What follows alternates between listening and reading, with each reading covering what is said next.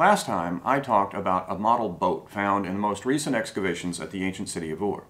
This time I'll talk more about where it was found and a few of the things that were found with it.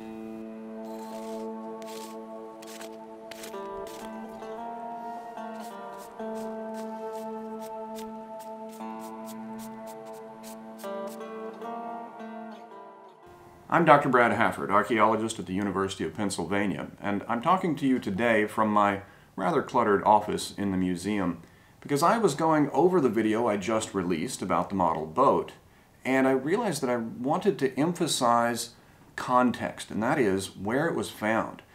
Context is much more than just an X, Y, and Z location, which of course we record. It's everything to do with the situation of find, and it is vital to archaeologists. So an object is much more than just what it is. We need to figure it out. And part of the information, a big part of the information, is where it was found and what it was found with. We call this context, and without it, maybe you have a nice looking object, but you don't really understand it. This is one of the main reasons that archaeologists don't really agree with collectors who will buy something off of the market. An antiquity should never be bought off of the market. It was probably looted, first of all, and therefore taken illegally out of a country. Secondly, you don't know where it really came from. You might have a site, but you probably don't have much more information than that. So when you find something on the floor of a building, that's different from finding it, say, in a trash pit. Or if you find it in an ash layer, that's different than finding it in a layer of clean sand. And if you find it with a bunch of tools for stoneworking, that's different than finding it with a lot of cooking pots and animal bones. All of this tells us something about the object and how it was used. And what we would really like to find, of course, is that someone left all of the objects they were using in place and just left and everything fell down and we were able to find it in place.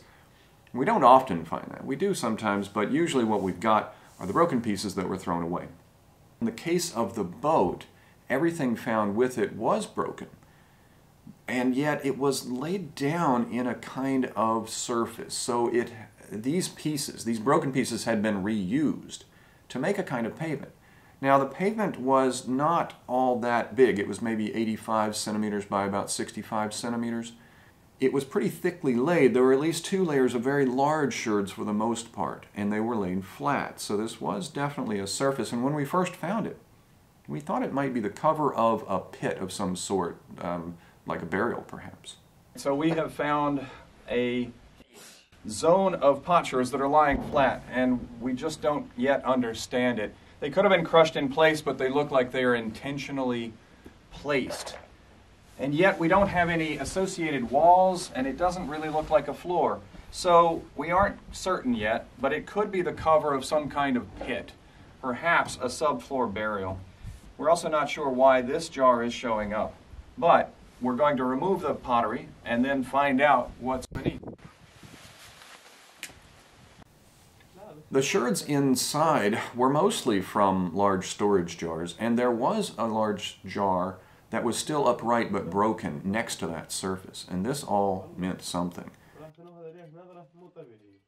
The sherds inside often had a wavy pattern incised into the sides. Now, storage jars in the Ur III period often had this, and I'd like to imagine that those waves are indicative of the sea because trade was so important to the Ur III period. And although this is a leap and we don't really have proof of it, but these large sherds, we thought maybe they came from that upright jar because we've got the base of a jar sitting right next to this pavement. But in fact, they don't really match. It's a similar type of jar. And there are other sherds here too, so clearly things were being gathered. And the boat was found within these sherds, that broken boat that we'd seen before, and here it is. It has a very flat bottom, but we don't have the either back or front half. I'm not sure which half this is. But another boat with a much more rounded bottom was also found, and it was found in 3 pieces, really, 2 large ones, and then that small bit that you can see on the end. It looks like a curled top knot in a way, and we've glued it back into place. That's probably indicating the tied reed bundles that made up the original boat. And another very interesting model, figurine, what do we want to call it? We often say mask, but it's too small to wear on a human face. This is a Humbaba mask. And we found both fragments of it and put those back together as well. They were all inside this, well, not really a pile of sherds, but rather a pavement of sherds.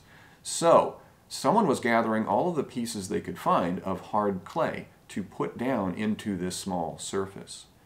And nearby we found another broken figurine, this one quite detailed. You can see that this man is wearing a particular kind of hat.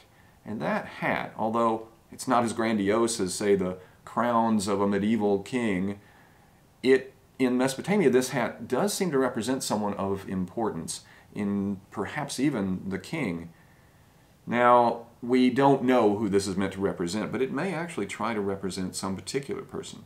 And nearby that one, we found another figurine, also broken, but this one of a woman. Now, she has an elaborate headdress, or hairdo, but it's broken off, and so we don't get the whole thing, but it's enough that we can see that she wears a lot of jewelry and has a very impressive hairdo, and this also means she was an important lady, perhaps the queen. Well, why are they in this context, though?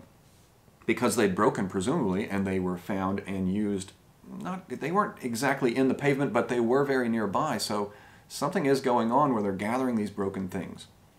So, what we've got here is not an interior space, but an exterior one, and it is a working area. That large jar that's inset in the ground, you can still see the edges of it. It would have stuck up much higher, but it's been broken off at its base. That was set in the dirt for a reason, to hold it up, and then these potsherds were all laying next to it in order to make a standing or kneeling surface while someone worked with whatever was in that jar. And the soil at the bottom of that jar was lighter than everything else, and it looked like it had spilled out a bit. We've taken a sample, but we haven't been able to analyze it yet. What's probably going on is someone working with that jar and with a lot of water.